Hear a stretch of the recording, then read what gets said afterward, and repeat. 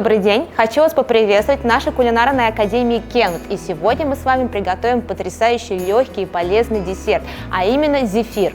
Наш зефир будет состоять из следующих ингредиентов. Это сахар, глюкозный сироп, это любое фруктовое пюре, которое вы найдете. В нашем случае это черная смородина, вода, сахар, смешанный с агаром, и белок.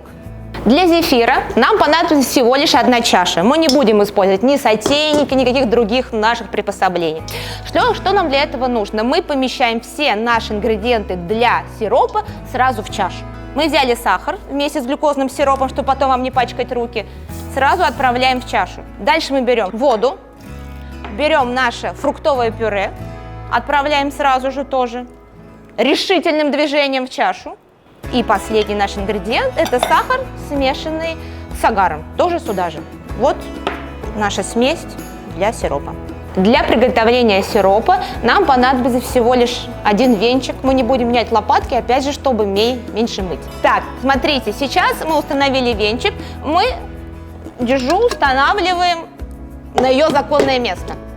Обратите внимание, у нас машина Cooking Chef, мы не будем использовать сотейник, она имеет индукционную панель встроенную, и мы сразу выставляем температуру вот тут вот. Но чтобы она работала, вам необходимо убедиться, что все гнезда у вас закрыты, а также одет кожух.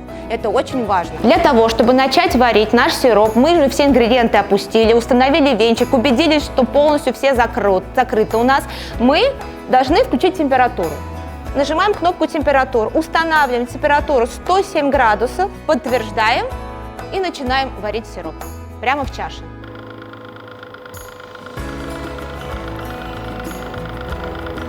И пока варится наш сироп, давайте немного поговорим о теории. Что такое агар? Мы используем, конечно же, агар для приготовления зефира. Агар, в отличие от желатина, это полисахарид, а желатин это уже белок. Агар является термообратимым, то есть если вы нагрели его, остудили, опять нагрели, у вас будет прекрасный жидкий сироп, вы можете это переварить.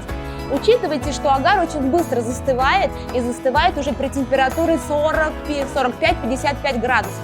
То есть зефир вам нужно работать очень быстро, он не требует промедления. Но если вы не уверены в своей работе и хотите научиться красивой отсадке, что вы можете сделать? Вы можете чашу, уже которая готовый зефир, отправить в духовку и при температуре 50-70 градусов. Тогда у вас будет больше времени для работы именно с зефиром.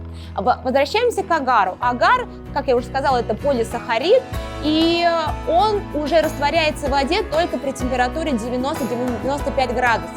Поэтому в холодной воде он не растворим. Имейте это в виду и работайте с ним быстро.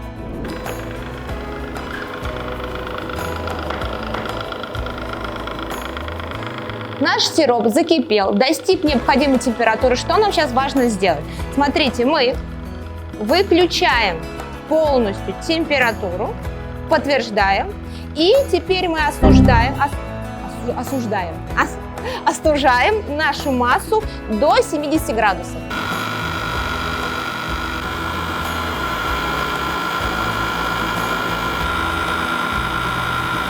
Так как наш сироп достиг необходимой температуры, в которой мы можем влить наш белок и не получить омлет, что мы делаем? Мы просто одним решительным движением вливаем его в нашу массу. И включаем температуру на максимальные обороты. И взбиваем. Вот они такие облака, воздушные облака. Вот они все.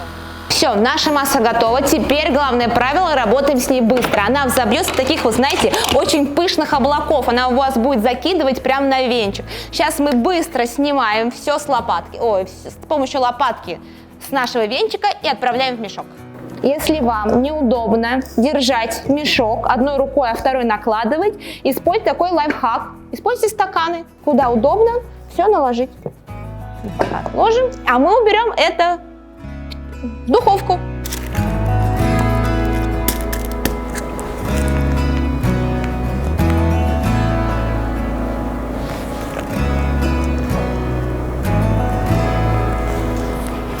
Смотрите, если вам неудобно отсаживать так, вы можете делать очень просто. Вы делаете вот так и так.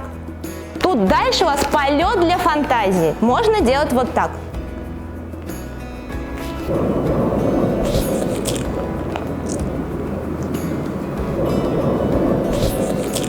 Наш зефир готов. Теперь мы оставляем его при комнатной температуре на столе около суток, для того, чтобы он стабилизировался и немного подсох. Обратите внимание, через полчаса вы можете проверить зефир. Если он у вас будет отходить от коврика, то он уже у вас точно правильно приготовлен. Так, прошли сутки, наш зефир стабилизировался, мы его можем спокойно взять в руки. И сейчас мы его будем присыпать и окунать в сахарную пудру, смешанную с кукурузным крахмалом.